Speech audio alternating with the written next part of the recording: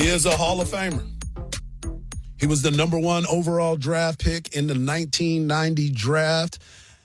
And he is somebody that is now in the Hall of Fame. He was inducted in 2018. He's an 8-time All-Star, World Series champion, NL MVP, 2-time Silver Slugger Award winner, and my man won a batting title as an old man while he was in the league. He is the one, the only, Larry Wayne Jones, but you know him as Chipper Jones. What's up, Chip? Fellas, how we doing? We good, bro. You crack me up with that intro every time. Chipper, don't let him call you by your government. Right? And how many times did it take you to do that read on that promo right before we came in? Because that was a whole lot of backslashes and slash, all that kind of stuff. Hey, I'm going to tell you a quick story about that. So the other day, my wife calls me or texts me and she said, "You're not going to believe what your daughter just did." She was driving her to school. She was so quiet. She was having a rough morning. She got in the car, and all of a sudden, my commercial comes on, and she goes, "Geez, how many words does that guy have to say?" So all you have to do is say 8 times, All-Star. Ladies and gentlemen, number 37 in your playbook, but number 1 in your heart, Chipper Jones. How you doing, man? Everything good your way? Yeah, I'm trying to figure out this damn fantasy football team, man. I had Pacheco and Mixon going last week, and they both are kind of down. So if I could get some inside info, y'all being out in Houston on my man Mixon, it'd be much appreciated. Well, I'll get that update for you because we have been having those exact conversations about who we're picking up and how is this going to play out, because I, too, had Pacheco, and I'm trying to figure out who I'm going to be able to pick out. All right, let's get into it, man, because I got a quick question for you. I saw an interview with you the other day, and this is something that I've been preaching for quite some time, and I sound like the old man get off my lawn guy. But the element of baseball has changed. The element of baseball has changed so much. The pride of an at-bat does not seem to be the same as it was when you and I were playing. Guys don't care about the RBI. They don't care about moving guys over. They don't care even about their average. When we were coming through, everybody cared about their average. You cared about their approach, and you cared about the guy that was batting behind you. Where did we lose the true purity of the baseball game? Well, that's a good question. It's certainly happened in probably the last 10 or 12 years since I retired. I can promise you, if there was a guy on second with nobody out, Bobby didn't have to tell us to get the guy over. We did it, and it's a personal decision to be unselfish. It's a personal decision to put the betterment of the team above your own personal stats, right, and winning ball games, and getting a guy over. If the guy in front of me got a guy over to third, with a ground ball to second base, and therefore I had an opportunity at an easy RBI with less than 2 outs, best believe I was buying that dude a drink or taking him out to dinner, after the game. That is a very unselfish act. The ability to be able to hit a ground ball up the middle with the infield back, or hit a fly ball to the outfield with the infield in with a guy on third. That's a lost art now. That's non-existent. And I was asked about that, and I've taken a little flack around here because you can't badmouth the home team. But the fact of the matter is when you hit 307 home runs in a season, stuff like that gets overlooked. But it doesn't get overlooked in the postseason when you're going up against those number 1 and number 2 starters that don't give up home runs, right? Where, they're going to be 3-2 ball games, and you're going to have to get guys in from third with less than 2 outs. You're going to have to move runners 90 feet, because every 90 feet in the postseason is so very important. This year, obviously we've gone through a ton of injuries, but the market has also corrected in the fact that they're not going to hit 307 homers this year, and they have to do other things to manufacture runs, and they haven't been able to do it, up until this point. And you saw it the other night when they were playing the Dodgers on Sunday Night Baseball. Tie game, 2-2. They get a walk from Ozuna. They get a double from Olsen. They got second and third, nobody out, and don't score. Right. You know, and it ends up, I think if you push one or two across right there, that whole ninth inning may be different, you know, and unfortunately they came out on the short side of it. Chip and Hardge is going to talk baseball with you, but I'm here with the dirt, man. I'm here with the dirt. I heard that you are a retired man now, and your schedule revolves around your golfing. So, how you swinging them, and what's your handicap? I'm about a 5 handicap. I'm swinging it like a 15 though. Right now, I'm going for a reset right now. I'm gonna put the clubs away for about a month, and hopefully I lose all of the swing thoughts that I have right now, and some other swing thoughts, you know, come back during that month. I really you slice them in the woods, huh? I'm playing Army golf, man. I'm right, left. I mean, I don't know where it's going right now. So I decided to put them up. I picked up my bow for the first time the other day and went hunting down in South Georgia. So it's starting to be hunting season. So I might not play as much as I do during the summer. Being retired now, like, do you have trouble trying to find stuff that occupy your time, or do you have a real structured environment now? Big man, I got 7 boys. All right. So yeah, I didn't even tell him that. I didn't even tell him that, Chip. 7?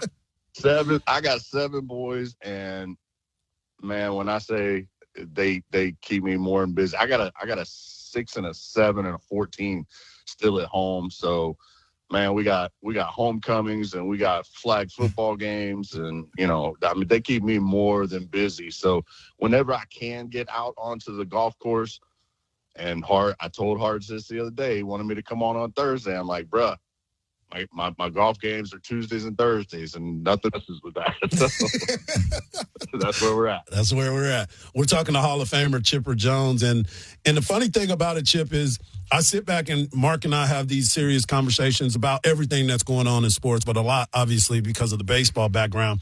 And I sit and I watch, and I want to throw some names at you real quick, and you tell me your thoughts. Bobby Witt Jr. Absolute stud. I would throw the kitchen sink at whoever is the GM in Kansas City to try to get that kid. I think he's the next Mike Trout. I think he's the next. I think he's a 40-40 guy. You know, I think he's a winner, and love him to death. Love him as a prospect. All right. Shohei Ohtani, 50-50. The unicorn. Yeah, he's different. You know, I mean, there isn't anybody in the game that can be a number one starter at the top of any rotation in the game and an MVP candidate at the plate. 50-50 is ridiculous, and he's the freak. Hardge has got a couple more for you, but I want to know this: what's more impressive, what Judge is doing or what Shohei is doing? I think they're both unique in their own ways. You know, Judge is starting to get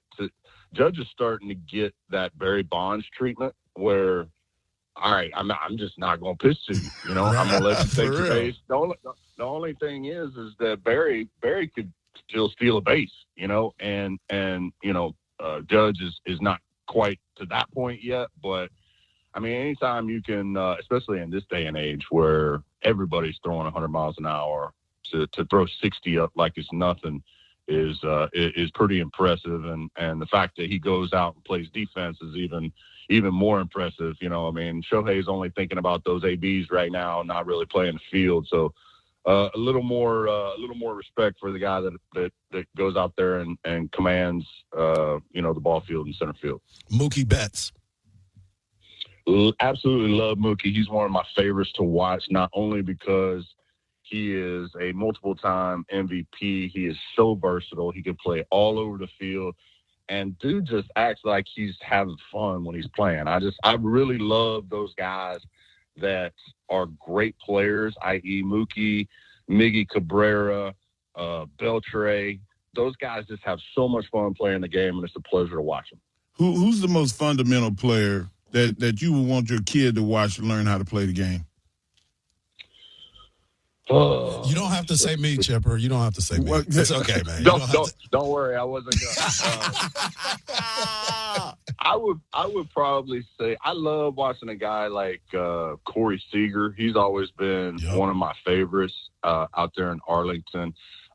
Really good all-around player from the standpoint that he plays the game the right way. He plays it hard. He don't always stay healthy, which is a shame. But he got that clutch gene. You know, I mean, whenever the lights are the brightest, especially you saw it when he was in LA. You saw it last year when the Rangers won it all. He shows up each and every series, and man, he always seems to come up with that clutch hit or homer to help them win a ball game in the postseason, and I dig that. I got two more for you.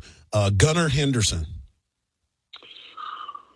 That dude is he's impressing me more and more the more I watch him. He is a big kid. Yes. You know, he's like the left-handed Cal Ripken over there in Baltimore. I don't know how long he's going to stay at shortstop because he's my size. He's 6'3", 230, 235. I mean, he's yoked, and I just think he's destined for third base. And I think once, he makes that move to third base, he's going to be a perennial all-star over there. He's still young. He's still figuring out who he is. But my goodness, man, he's going to hit close to 40 bombs this year and be in the MVP talk in the American League. So you can't ask for much more than that. I like how you said he's yoked. He my size. Yeah. And Yordan Alvarez. Only thing is, mine's fat. His is muscle. That's the only thing, Mark. Yordan Alvarez is kind of, the American League's Marcell Ozuna. I think he's they got similar numbers. I know Yordan's been on the DL a little bit, but another one of those guys with that clutch gene. I'll never forget the homer he hit off of the big lefty from Philly a couple years ago, or maybe it was it was the World Series a couple years ago where, Alvarado's throwing 100 from the left side and he takes him deep to dead central. That was one of the more impressive at-bats I've ever seen in a World Series. Again, he is a guy that when he's swinging the bat well, you want to put four fingers out and pitch around him because he has that game-changer type of ability. Chipper, the next time we talk, I'm definitely calling you when Texas Longhorns, the number one team in the nation, plays Florida, and when they play Georgia. So keep your phone busy, man. When they play Georgia, you can call me. Don't even bother me when they play Florida, man. Just come on, just bring all them 7 boys to Austin, man. We'll go feed them some barbecue. I'll tell you what, it's gonna be awesome when Georgia comes to town. I think everybody around here I know is looking forward to that game. I think we got Alabama, or excuse me, it's not we. I'm not a Georgia fan, but Georgia has Alabama here in a couple weeks, and then you guys. So man, the SEC running about a 4 or 5 game gamut during the course of the year seems to be on everybody's schedule, and it's gonna be tough to go undefeated in the SEC nowadays. Well, keep your phone close because I'm gonna wear you out during that time, man. I appreciate you, brother, for making the time as always, man, and we always enjoy talking to you. Appreciate y'all. Love y'all. All right, man. Later. There he is, my boy Chipper Jones. He said, "Hey, man, I got 7 kids. I forgot to tell you that 7 boys. 7 boys. Boys. Is he bald? No, he got a good head of hair right now. Man, he gonna pull all his hair out.